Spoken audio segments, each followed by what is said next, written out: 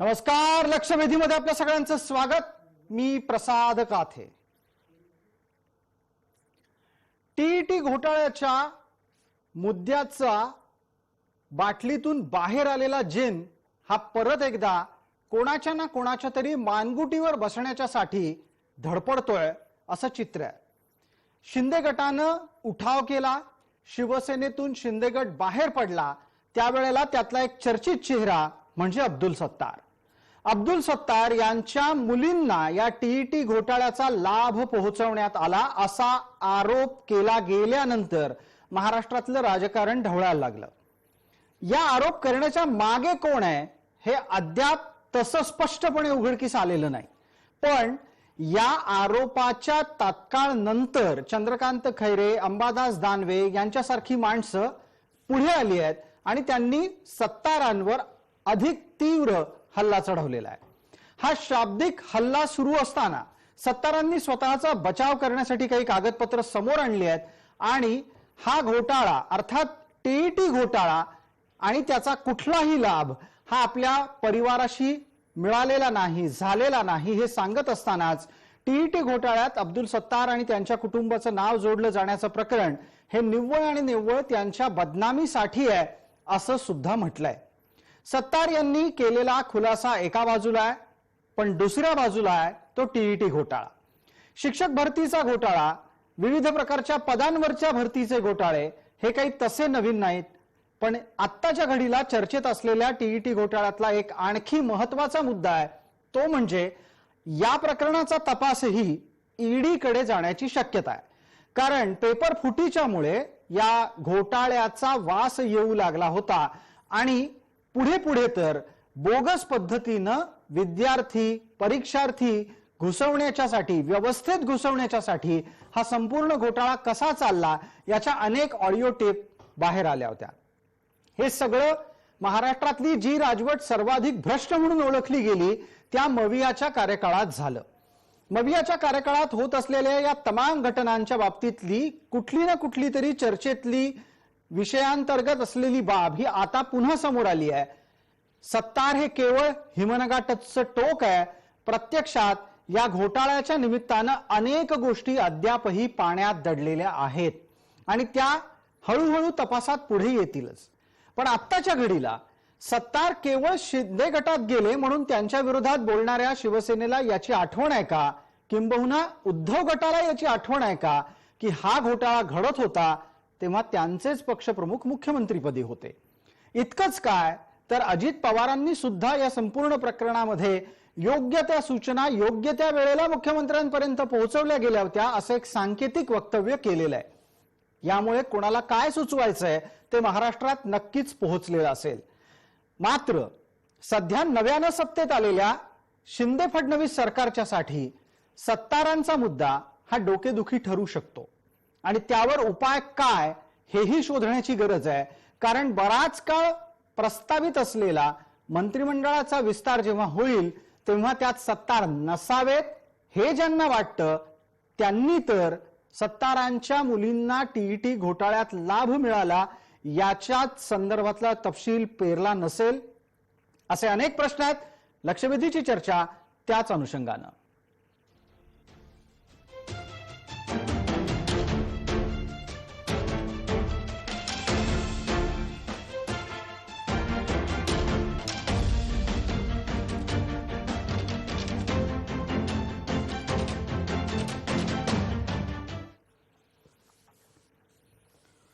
या चर्चेला आपण विविध मान्यवरांच्या सोबत सुरू करणार आहोत. पण तत्पूर्वी आमचे प्रतिनिधी प्रशांत गोडसे आमच्या सोबत आहेत. एकदा पटकन त्यांच्याकडून काही महत्वाचा तपशील आपण ऐकणार आहोत. प्रशांत गोडसे, वेळेची मर्यादा आहे, आपण कृपया या गोष्टीचा पटकन खुलासा करावा की हा संपूर्ण टीईटीचा घोटाळा झाला तेव्हा तो कुठल्या विभागाच्या अंतर्गत झाला, तो विभाग कोणत्या मंत्र्याकडे होता, तो मंत्री कोणत्या पक्षाचा होता. सर, ज्या प्रकारे टी घोटाळ्या संदर्भामध्ये आपल्याला जी माहिती समोर आज आली आहे त्यामध्ये सर्वात महत्त्वाची गोष्ट अशी आहे की माजी मंत्री अब्दुल सत्तार यांच्या मुलींचे नावं या टी घोटाळ्यात जी यादी प्रसिद्ध करण्यात आली त्यामध्ये नाव आलेले पाहायला मिळते आणि त्यात सर्वात महत्त्वाचे तात्कालीन हा जो प्रकार घडला आहे तो महाविकास आघाडीच्या कार्यकाळात घडल्याचं समोर येते। कारण की ज्या पद्धतीने हे शालेय विभागाकडे हा परीक्षेचा विषय होता आणि त्या अनुषंगाने तात्कालीन मंत्री वर्षा गायकवाड या शालेय शिक्षण मंत्री होते असं देखील बोललं जात आहे आणि हा जो काँग्रेस पक्षाकडे हे पद हे काँग्रेस पक्षाकडे हे मंत्रीपद होतं।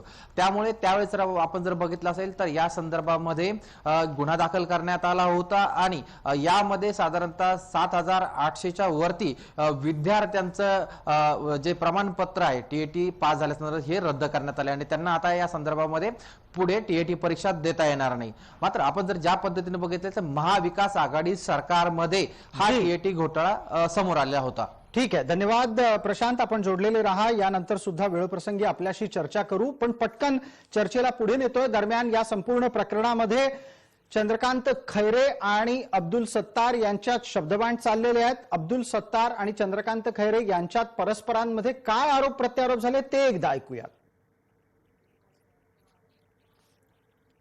या संस्थेमध्ये माझ्या मुली 2017 मध्ये नोकरीला लागलेल्या आहे आणि त्यांना विचारणा केल्यानंतर त्यांनी एक्झाम दिला आणि ते एक्झाम मध्ये ते अपात्र झालेले, त्याचे प्रमाणपत्र माझ्याकडे कोणाला लागले असेल तर त्याची मी कॉपीही देतो। परंतु आज ज्या पद्धतीने मला बदनाम करण्याचा प्रयत्न चालू आहे, खरं म्हणजे आमची चूक असेल तर आमच्या मुलींवर कारवाई करायला पाहिजे आणि नसल तर ज्यांनी हे सर्व कृत्य केले याला फासावर लटकवायला पाहिजे, याची मीच चौकशी करायची मागणी करतोय।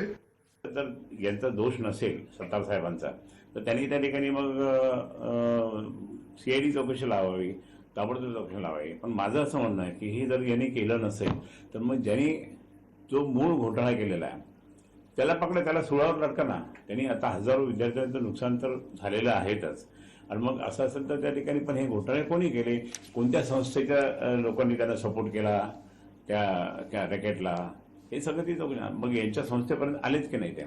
आता हे आले तर त्या ठिकाणी त्यांनी ठीक आहे, हरकत नाही, चौकशी खूप गंभीर त्यांनी चौकशी करावी त्यांच्या सरकारने, अशी माझी मागणी आहे।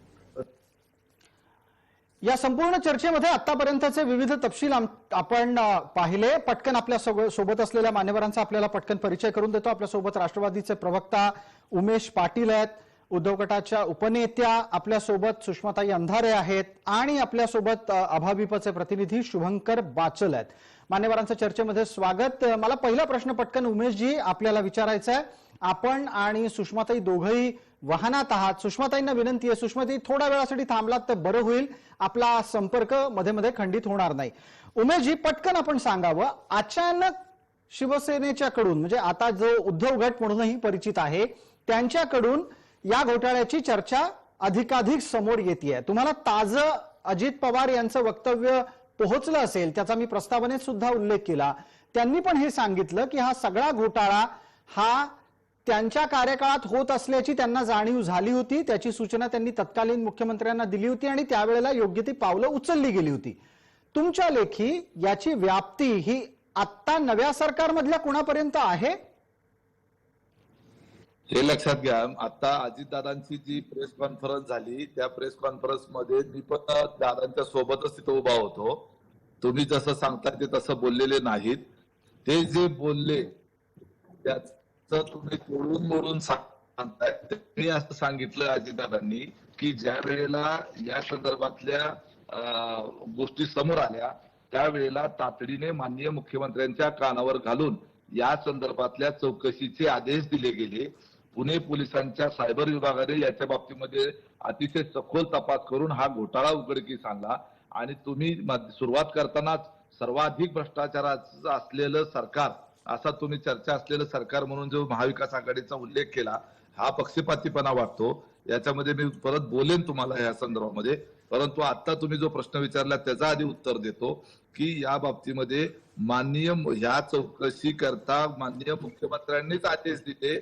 मुख्यमंत्र्यांच्या आदेशानंतर या संदर्भामधली सखोल चौकशी होऊन याच्यामध्ये तुकाराम सुपे आणि सुशील खोडवेकर हे मुख्य आरोपी त्याच्यामध्ये आढळून आले आणि सगळ्यात त्याच्यामध्ये जो काही घोटाळा झालेला आहे तो उघडकीस आणण्याचं काम हे म्हणजे हा परीक्षा परिषदेच्या माध्यमातून जो घोटाळा झाला होता तो उघडकीस आणण्याचं काम हे पुणे पोलिसांच्या सायबर विभागाने केलं. अमिताभ गुप्ता हे पोलीस कमिशनर होते आणि आताच जे शिवसेनेमधले जे मंडळी त्याच्या संदर्भातला आग्रह करत आहेत तर त्यांना पत्रकारांनी विचारल्यावर जर तुम्ही शिवसेनेच्याच लोकांना विचारलं तर ते त्याची उत्तर देणार आणि ते टीव्हीवर दिसणार.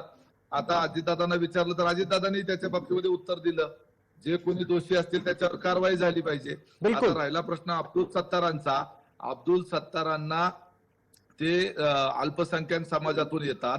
भारतीय जनता पार्टीच्या लोकांना अल्पसंख्याक समाजाची प्रचंड मोठ्या प्रमाणावर अलर्जी आहे. उद्याच्या मंत्रिमंडळ विस्तारामधून त्यांचं नाव कापण्याच्या करता काहीतरी निमित्त मिळावं म्हणून कदाचित त्यांच्या बाबतीमध्ये याच लोकांनी काहीतरी पेरलेलं असू शकतं. ही पण आपण शक्यता गृहीत घेतली पाहिजे. तुम्ही ठीक आहे. आपण आपल्या सोबत सुषमाताई आहेत. आपण या चर्चेला एक वेगळा आणि नवा अँगल देण्याचा प्रयत्न करताय की म्हणे अब्दुल सत्तार अल्पसंख्याक असल्यानं त्यांना मंत्रिमंडळात घेण्याचं टाळण्यासाठी हा आरोप पुढे आलेला असू शकतो. सुषमाताईंना माझा पुढचा प्रश्न असा आहे, सुषमाताई, या धार्मिक आणि राजकीय भूमिकेच्या पलीकडे जाऊन तुम्ही तुमच्या माध्यमातून एका गोष्टीच्या बाबतीतला तपशील द्यावा की या टीईटी घोटाळ्याच्या माध्यमातून आजच्या घडीचे खुलासे कितपत महत्वाचे वाटतात. या सगळ्या गोष्टी बघायला गेलं तर या आधीच्या सरकारच्या कार्यकाळातल्या आहेत. जर स्पष्टपणे तपास सुरू झाला तर विषय बऱ्यापैकी खोलवर जाऊ शकतो. याची कल्पना सगळ्यांना असायला हवी. हिंदीत म्हणतात बात निकलेगी तो दूर तक जाएगी. सुषमाताई, आपण अनम्यूट करावं स्वतःला. आपला आवाज ये जा करतोय. जी सुषमाताई बोला. वापरली आहे, कृपया त्यात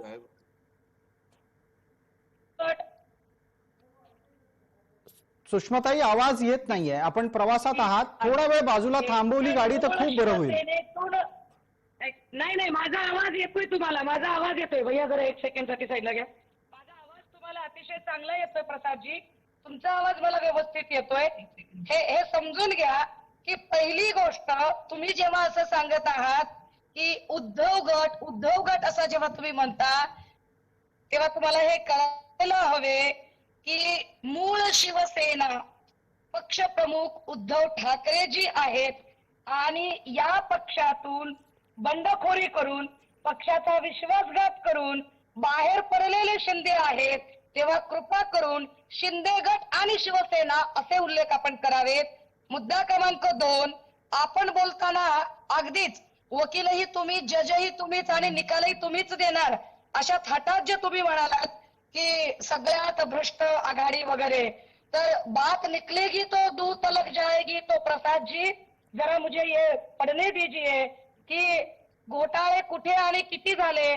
पंकजा मुंडे 206 कोटीचा चिक्की घोटाळा, पंकजा मुंडे 72 कोटीचा THR घोटाळा, देवेंद्र फडणवीस 1700 कोटीचा सिडको खारघर जमीन घोटाळा, देवेंद्र फडणवीस मुंबई DP घोटाळा, देवेंद्र फडणवीस 2800 रुपयांचा 800 कोटी रुपये ULC जमीन घोटाळा, देवेंद्र फडणवीस महाई परीक्षा पोर्टल घोटाळा, परीक्षा Prakash Mehta MPL compound FSI घोटाळा 1200 कोटी, सुभाष देशमुख तूर भरडाई घोटाळा 2000 कोटी, सुभाष देशमुख लोकमंगल बोगस कागदपत्रे अनुदान लाटणे घोटाळा, जयकुमार रावल तोरणमाळ हिल रिसॉर्ट घोटाळा 49 कोटी, जयकुमार रावलचाच बँक घोटाळा 369 कोटी, विनोद तावडे अग्निशमन यंत्र खरेदी घोटाळा 191 कोटी, विनोद तावडेंचा राष्ट्रपुरुष तस्वीर व अर्ली रीडर्स बुक खरेदी 114 कोटी घोटाळा, विष्णू सावरा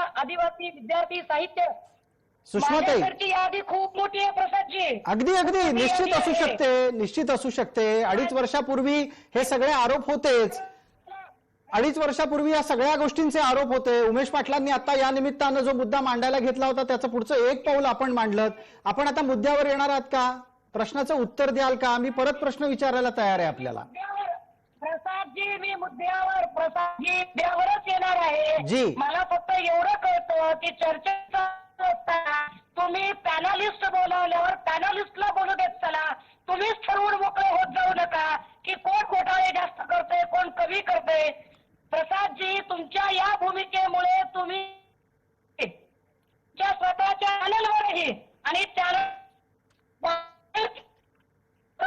सुषमाताई, तुम्हाला मनापासून जे जे बोलायचं आहे, दुर्दैवानं इंटरनेट खराब असल्यानं जनतेपर्यंत पोहोचत नाहीये.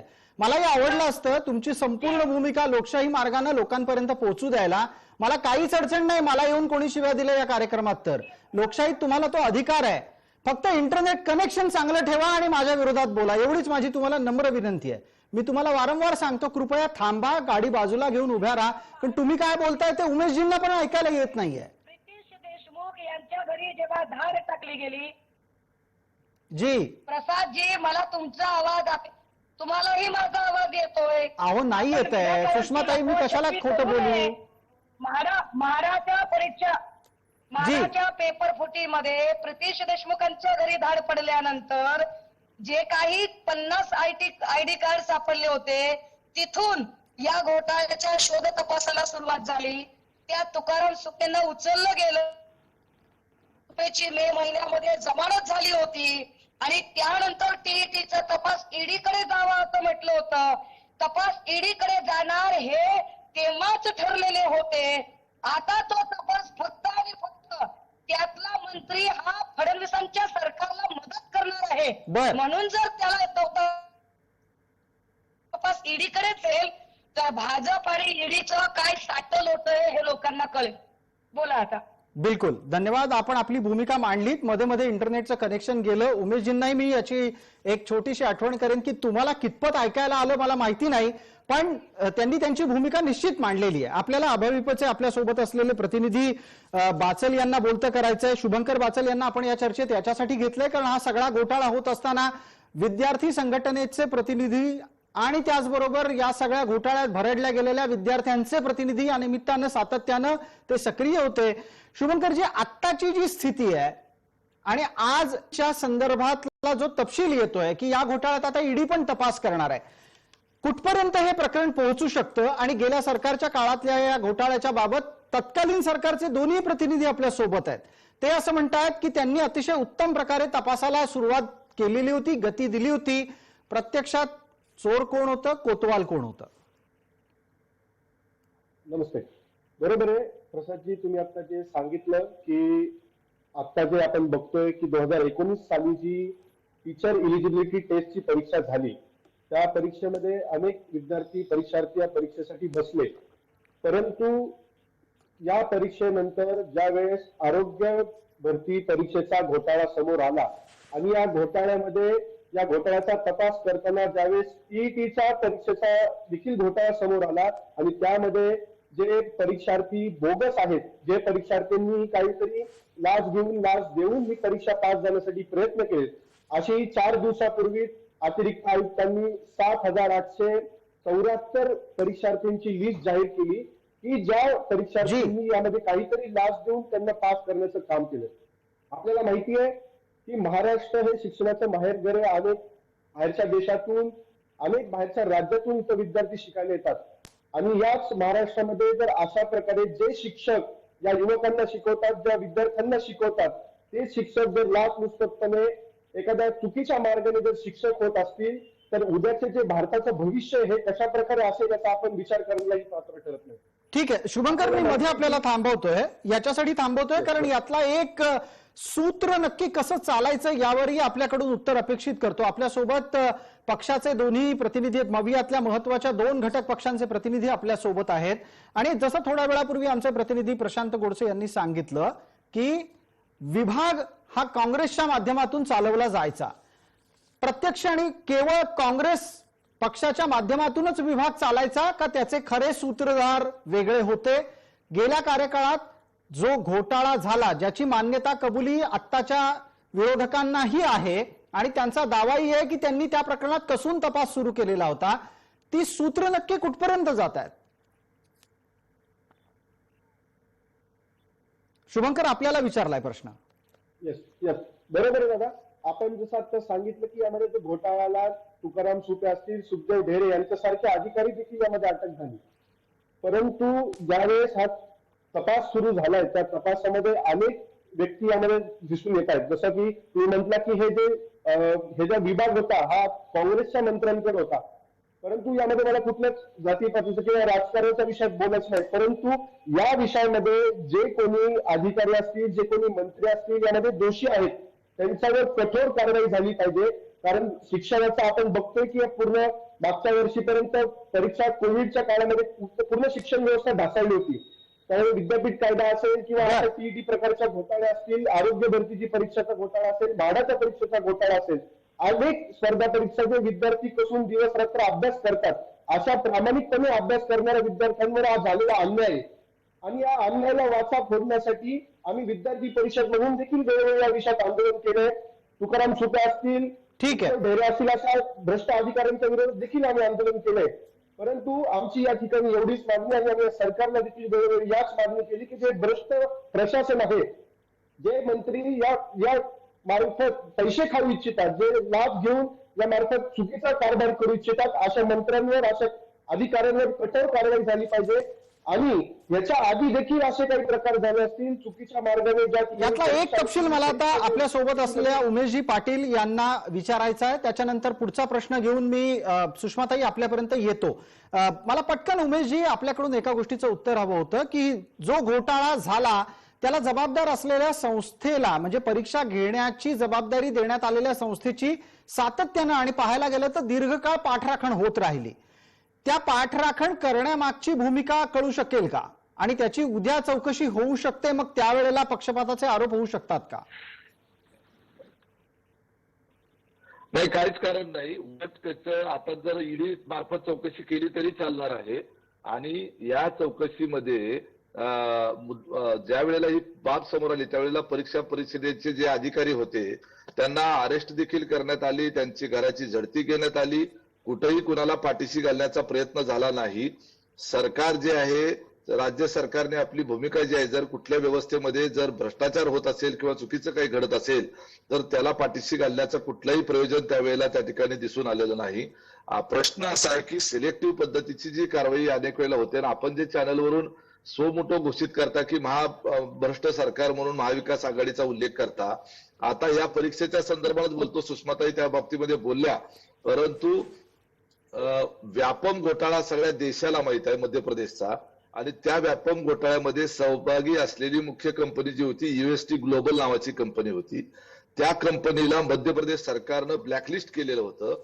अशी जी व्यापम घोटाळ्यातली प्रमुख आरोपी असलेली कंपनी, त्या कंपनीला महाराष्ट्रातल्या महापरीक्षा पोर्टल विभागामार्फत देवेंद्र फडणवीस साहेब मुख्यमंत्री असताना परीक्षा घेण्याचं कंत्राट देण्यात आलं.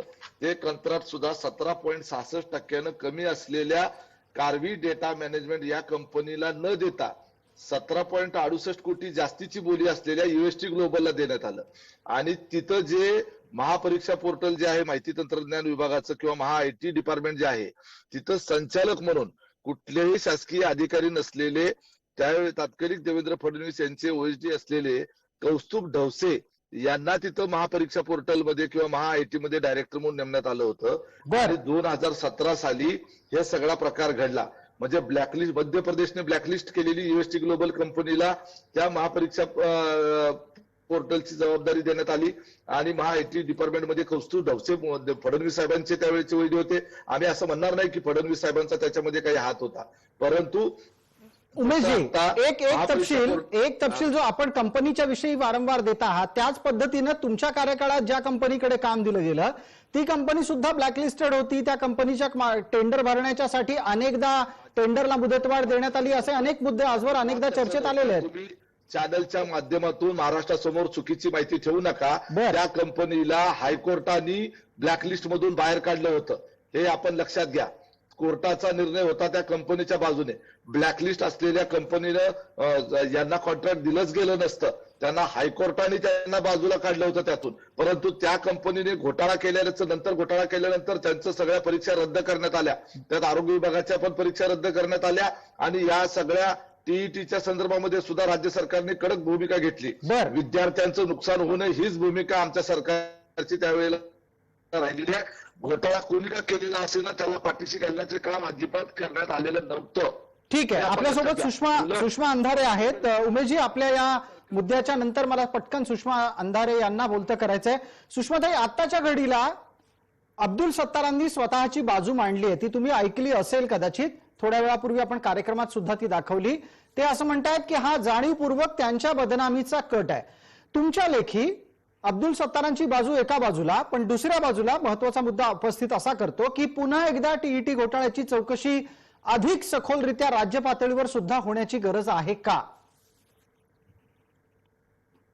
नक्कीच याची सखोल चौकशी झाली पाहिजे आणि मी अब्दुल सत्तारांच्या मताशी सुद्धा सहमत आहे.